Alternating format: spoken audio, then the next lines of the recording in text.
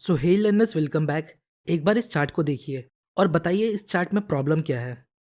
Problem ये है, यहाँ बहुत सारे सपोर्ट एंड रेजिस्टेंस ड्रॉ किए हुए हैं। अगर आप इसी तरह सपोर्ट एंड रेजिस्टेंस को ड्रॉ करोगे तो आप बहुत कंफ्यूज हो सकते हो। फॉर एग्जाम्पल, सपोज प्राइस यहाँ एक पुल बैक लेता है और इसी सपोर्ट के पास हम बाई करते हैं, तो हम इस चार्ट के अकॉर्डिंग प्रॉफिट कहाँ बुक करेंगे? क्या इस लेवल पर?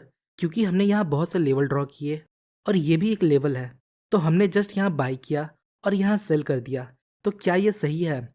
बिल्कुल नहीं। बहुत सारे लेवल आपको कंफ्यूज कर सकते हैं। इसलिए आज के वीडियो में हम देखेंगे कैसे हमें मार्केट कंडीशन के according support and resistance level को इंपॉर्टेंस देना है, कैसे और कहाँ सपोर्ट एंड रेजिस्टेंस लेवल को ड्रॉ करना है, और लास्ट में कुछ ट्रेडिंग स्ट्रैटेजीज को देखेंगे। फर्स्ट ऑफ ऑल, हमें मार्केट कंडीशन के हिसाब से सपोर्ट एंड रेजिस्टेंस को इंपॉर्टेंस देना है, क्योंकि सर्टेन मार्केट कंडीशन के अकॉर्डिंग ये एक दूसरे से ज़्यादा स्ट्रांग हो सकते हैं। फॉर एग्जाम्पल, अगर मार्केट अप ट्रेंड में है तो यहाँ सपोर्ट ज़्यादा स्ट्रांग होगा। यहाँ देखिए, हमने सपोर्ट लेवल ड्रॉ किया और रेजिस्टेंस लेवल ड्रॉ किया। अब आप बताइए, यहाँ सपोर्ट ज़्यादा स्ट्रांग है या रेजिस्टेंस? आइए देखते हैं। ये पहला रेजिस्टेंस और प्राइस ने इसे ब्रेक कर दिया। ये दूसरा, ये भी ब्रेक हो गया। और ये तीसरा रेजिस्टेंस और ये भी ब्रेक हो गया। अब सपोर्ट को देखिए, ये पहला सपोर्ट है, प्राइस ने इसे ब्रेक नहीं किया। ये दूसरा, ये भी ब्रेक नहीं हुआ। और ये तीसरा, और ये भी ब्रेक नहीं हुआ। तो आप देख सकते हो, एक अप ट्रेंड में जो रेजिस्टेंस होता है उसका ब्रेक होना स्वाभाविक है और ये लॉजिकल है, क्योंकि अगर अप ट्रेंड में रेजिस्टेंस ब्रेक नहीं होगा तो हमें हाई एंड हायर लोज कैसे मिलेगा? So in an up trend support level resistance level से ज़्यादा पावरफुल होता है। उसी तरह डाउन ट्रेंड में रेजिस्टेंस सपोर्ट से ज़्यादा पावरफुल होता है। यहाँ देखिए, ये हमारा रेजिस्टेंस है और ये सपोर्ट।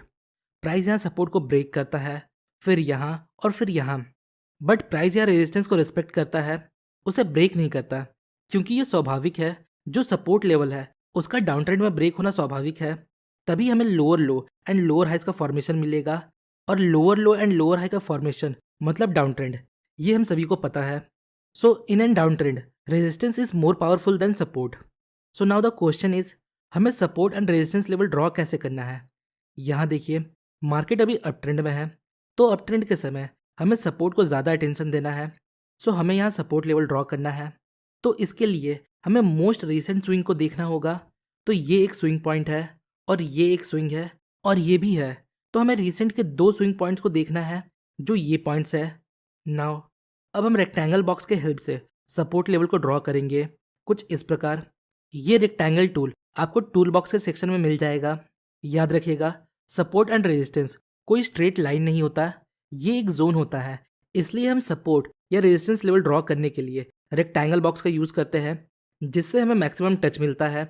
हालांकि आप लाइन का भी यूज़ कर सकते हो, पर फिर भी आपको उसे एक जोन की तरह ट्रीट करना चाहिए, ना कि एक लाइन की तरह। नेक्स्ट, यहाँ भी हमने एक सपोर्ट लेवल ड्रॉ किया इन पॉइंट्स को लेते हुए। नाउ अब इन लेवल्स को देखिए, हमने यहाँ सपोर्ट लेवल क्यों नहीं ड्रॉ किया? फर्स्ट ऑफ ऑल, ये हमारे करंट प्राइस से बहुत दूर है। इतने दूर का लेवल हमारे लिए अभी किसी काम का नहीं है। सेकंड, अगर प्राइस इन लेवल तक पहुंचता है तो क्या हम यहाँ बाई करेंगे? आंसर है नहीं, क्योंकि सपोज अगर प्राइस यहाँ पहुंचता है, इसका मतलब मार्केट अब डाउन ट्रेंड में है और हमें डाउन ट्रेंड में बाइंग को अवॉइड करना है, क्योंकि हमें ट्रेंड के साथ ट्रेड करना है। आइए कुछ एग्जाम्पल देखते हैं। तो यहाँ मार्केट डाउन ट्रेंड में है, मतलब यहाँ हमें रेजिस्टेंस को ज़्यादा अटेंशन देना है। जब प्राइस रेजिस्टेंस के पास आएगा तो हम प्राइस एक्शन और कैंडलस्टिक को देखकर ट्रेंड के साथ ट्रेड ले सकते हैं। सो हमें रीसेंट दो स्विंग पॉइंट के बेस पर रेजिस्टेंस लेवल ड्रॉ करना है। तो प्रोबेबली ये हमारा एक रेजिस्टेंस होगा और ये दूसरा। अगेन हमने यहाँ एक जोन मार्क किया, ना कि एक सिंगल लाइन। अब देखिए, ये भी रेजिस्टेंस है, पर हमने इन्हें मार्क क्यों नहीं किया? सिंपली ये करंट प्राइस से बहुत दूर है, और अगर मार्केट यहाँ तक जाता है इसका मतलब अब डाउन ट्रेंड एंड हो चुका है और हमें ट्रेंड के साथ ट्रेड करना है। ओके, नाउ यहाँ तक हमने सपोर्ट एंड रेजिस्टेंस ड्रॉ करना सीखा। अब समझते हैं कैसे हमें सपोर्ट एंड रेजिस्टेंस को ट्रेड करना है। ऐसा तो नहीं है प्राइस सपोर्ट को जस्ट हिट करेगा और हम उसके बेस पर ट्रेड ले लेंगे, ऐसा तो नहीं होता। तो इसके लिए हमें काइंड ऑफ कन्फर्मेशन चाहिए, मतलब एंट्री ट्रिगर, जिसके लिए हम बहुत से प्राइस पैटर्न का यूज़ कर सकते हैं। पर आज के वीडियो में हम एंट्री ट्रिगर के लिए लॉन्ग विक कैंडल्स का यूज़ करेंगे। इसमें आपको हैमर दिख सकता है, पिन बार दिख सकता है, डोजी दिख सकता है, पर हमारे लिए ये सभी लॉन्ग विक कैंडल है, क्योंकि ये सारे पैटर्न सेम तरीके से काम करते हैं। अगर लोअर विक लंबा है, इसका मतलब ये एक बुलिश है। जब मार्केट ओपन होता है तो सेलर्स प्राइस को नीचे लेकर जाते हैं, पर सस्टेन नहीं कर पाते। देन फाइनली बायर्स प्राइस को कंट्रोल करते हुए ऊपर लेकर जाते हैं और ओपनिंग के आसपास क्लोजिंग देते हैं।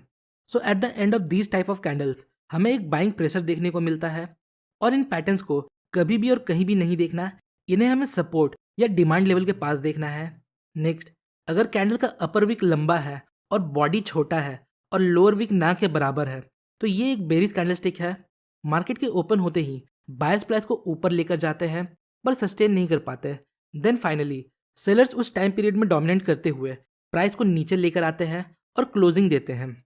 So at the end of these type of candles हमें एक सेलिंग प्रेशर देखने को मिलता है, और इस प्रकार के कैंडल्स को हमें रेजिस्टेंस लेवल या सप्लाई जोन के पास इंपॉर्टेंस देना है। आइए कुछ एग्जाम्पल देखते हैं। यहाँ देखिए, मार्केट अप ट्रेंड में है। नेक्स्ट, यहाँ हमने सपोर्ट लेवल को ड्रॉ किया। नेक्स्ट, प्राइस सपोर्ट लेवल को अप्रोच करता है और यहाँ एक long wick bullish candle form करता है। अगर नेक्स्ट कैंडल इसके हाई को ब्रेक करता है तो हम यहाँ ट्रेड ले सकते हैं, और अपना स्टॉप लॉस हम इसके लो के थोड़ा नीचे रखेंगे, और प्रॉफिट बुकिंग के लिए हम रीसेंट स्विंग पॉइंट का यूज़ करेंगे। सेम उसी तरह आप डाउन ट्रेंड के समय रेजिस्टेंस पर लॉन्ग विक कैंडल के बेस पर ट्रेड ले सकते हो। नाउ अब बात करते हैं रेंज मार्केट का, कि अगर करंट टाइम फ्रेम में मार्केट रेंज में है तो क्या हमें सपोर्ट पर बाई करना चाहिए या रेजिस्टेंस पर सेल। देखिए, अगर करंट टाइम फ्रेम में मार्केट रेंज में है तो हमें बिगर टाइम फ्रेम को देखना है। अगर बिगर टाइम फ्रेम में मार्केट अप ट्रेंड में है तो हमें करंट टाइम फ्रेम के रेंजिंग मार्केट में सपोर्ट पर बाइंग ट्रेड्स को फाइंड करना चाहिए, जिसके लिए हम अगेन लॉन्ग विक कैंडल का यूज़ कर सकते हैं। और अगर बिग टाइम फ्रेम में मार्केट डाउन ट्रेंड में है तो हम करंट टाइम फ्रेम के रेंज मार्केट में रेजिस्टेंस के पास सेलिंग अपॉर्चुनिटीज़ को फाइंड कर सकते हैं। फॉर एग्जांपल, यहाँ मार्केट रेंज में है, हम कंफ्यूज्ड है, यहाँ रेजिस्टेंस पर सेल करें या सपोर्ट पर लॉन्ग ट्रेड लें। नेक्स्ट, हम बिग टाइम फ्रेम को देखते हैं। यहाँ बिग टाइम फ्रेम में मार्केट डाउन ट्रेंड में है, मतलब हमें करंट टाइम फ्रेम में रेजिस्टेंस के पास सेलिंग अपॉर्चुनिटीज़ को फाइंड करना है, और इस प्रकार हम बड़े टाइम फ्रेम के ट्रेंड को फॉलो करके ट्रेड ले सकते हैं। तो कुछ इस प्रकार आप सपोर्ट एंड रेजिस्टेंस को ड्रॉ कर सकते हो और उसके बेस पर ट्रेड ले सकते हो। सो होपफुली गाइस आपको इस वीडियो से थोड़ी इन्फॉर्मेशन मिली होगी। अगर आपको वीडियो इन्फॉर्मेटिव लगी तो वीडियो को लाइक और चैनल को सब्सक्राइब